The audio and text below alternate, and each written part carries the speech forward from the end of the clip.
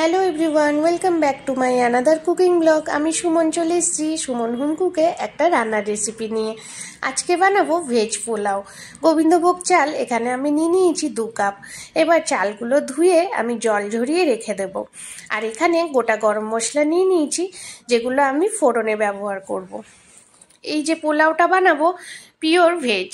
এখানে আমি পনির নিয়ে নিয়েছি, গাজর, বিনস আর কিছু কড়াইশুঁটি, আর এখানে ফুলকপিগুলো ছোট ছোট টুকরো করে কেটে নিয়েছি। আর কিছু ড্রাই ফ্রুটস নিয়েছি, যেমনি কাজু, কিশমিশ, চেরি। আর এখানে হাফ কাপ দুধের মধ্যে আমি একটু কেশর ভিজিয়ে রাখলাম। দুধটা হালকা উষ্ণ গরম হবে। আর একটু আমি ফুড কালারও ব্যবহার করব, জাস্ট 1 ড্রপ আমি দেবো এর মধ্যে ইয়েলো কালার। আর এখানে নিয়ে নিয়েছি কিছু কাঁচা লঙ্কা কুচি। এবার একটা কড়াইতে নিয়ে নিলাম 3 চামচ ঘি।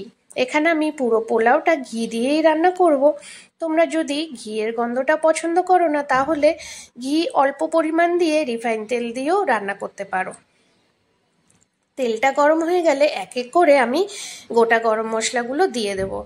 এখানে আমি 2-3টে দারচিনি এমনি বড় বড় টুকরো নিয়ে নিয়েছিলাম, আর 2টো তেজপাতা আর 8-9টা মতন গোটা এলাচ। এবার এইগুলো ভালো করে ভেজে নিয়ে সাইডে আমি একটু জায়গা ছিল কড়াইতে, ওখানে পনিরগুলো ভেজে তুলে রাখবো। এখানে আমি পুরো রান্নাটায় যে নুনটা একটু কম ব্যবহার করব, কেন পোলাওটা তো জানোই মিষ্টি মিষ্টি খেতেই ভালো লাগে। ওর জন্য এখানে আমি নুনটা একটু কম ব্যবহার করব। তারপর পনিরটা ভেজে তুলে রেখে এখানে যে কেটে রাখা সবজিগুলো এক এক করে দিয়ে ভেজে নেব। সামান্য একটু নুন দিয়েই আমি ভাজবো, বেশি কড়কড়া ভাজা করব না, একটু শ্যালো ফ্রাই করব।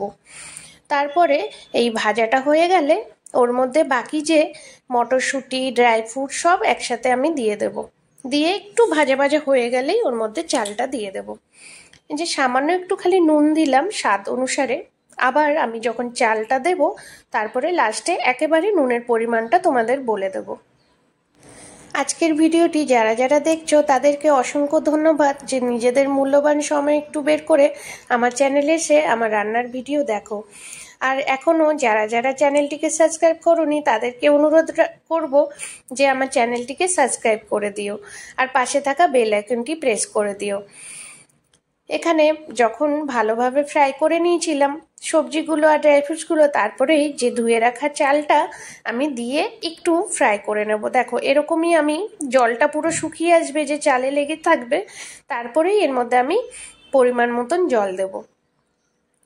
এখানে আমি 1.5 কাপ মতন, 1.5 কাপের একটু বেশি চাল নিয়েছিলাম। ওখানে আমি 3 কাপের জাস্ট একটু বেশি জল পরিমাণ মতন দিয়ে দিলাম। মানে যে যতটা কাপ নেবে তার ডবল তোমরা জল ব্যবহার করবে, তাহলেই পোলাওটা পুরো ঝরঝরে হয়। জল দিয়েই আমি এখানে ঢাকনা দিয়ে 10 মিনিট মতন হাই ফ্লেমে রেখে দিয়েছিলাম। তারপরে জলটা যখন শুকিয়ে আসবে, ওপর দিয়ে দিয়ে দেবো কেশর ভিজানো দুধ। ওর মধ্যে আমি 1 drop yellow colour food colour মিশিয়েছিলাম। এবার ওই দুধটা দেওয়ার পরেই ওপর দিয়ে যা যা আর ছিল ড্রাই ফ্রুটস, ওগুলো ছড়িয়ে এখানে 2 চামচ মতন চিনি ছড়িয়ে আর 1 চামচ নুন ছড়িয়ে ব্যাস ঢাকনাটা দিয়ে দেব। ওপর দিয়ে আমি 1/2 চামচ ছড়িয়ে দিয়েছিলাম ব্ল্যাক পেপার, গোলমরিচের গুঁড়ো। এবার সব কিছু একটু মিক্স করে নেব। ঢাকা দিয়ে রেখে দেব আধা ঘন্টা। আধা ঘন্টার পরই খুললে দেখবে একদম ঝুরঝুরে ভাত। আর আমি গ্যাসের ফ্লেমটা কিন্তু বন্ধ করে দেব। আজকের ভিডিওটা কেমন লাগলো অবশ্যই কিন্তু কমেন্ট করতে ভুলবে না। আর এই পোলাওটা একবার এভাবে বানিয়ে দেখো, দেখবে খুবই ভালো লাগে খেতে। ওপর দিয়ে পনিরগুলো দিয়ে ব্যাস আধা ঘন্টার পর আমি চলে আসবো তোমাদের কাছে। এ দেখো চলে এসেছি, একদম ঝুরঝুরে পোলাও, খুব সুন্দর। আর যখনই ঢাকনাটা খুলবে একটা খুব সুন্দর সুগন্ধ ছড়িয়ে যাবে বাড়িতে। এত সুন্দর লাগে এই পোলাওটা খেতে। আর তোমরাই বলো ঝুরঝুরে তো হয়েছে নাকি। আর আজকে এই পোলাওটা আমি বুন্দি রায়তা দিয়ে পরিবেশন করব। বুন্দি রায়তাও দিয়ে খুবই ভালো লাগে। যেদিন ধরে ইচ্ছা করবে না বেশি কিছু রান্না করতে, এরকম সব সবজি মিশিয়ে গোবিন্দভোগ চাল দিয়ে পোলাও বানিয়ে এরকম সাথে বুন্দি রায়তা দিয়ে পরিবেশন করো, ভীষণ ভালো লাগে খেতে। কেমন লাগলো জানাতে কিন্তু ভুলবে না। আবার দেখা হবে একটা নতুন ভিডিওর সাথে। আর আজকের দিনটার জন্য অনেক অনেক শুভকামনা রইল। সবাইকে জানাই মেরি ক্রিসমাস।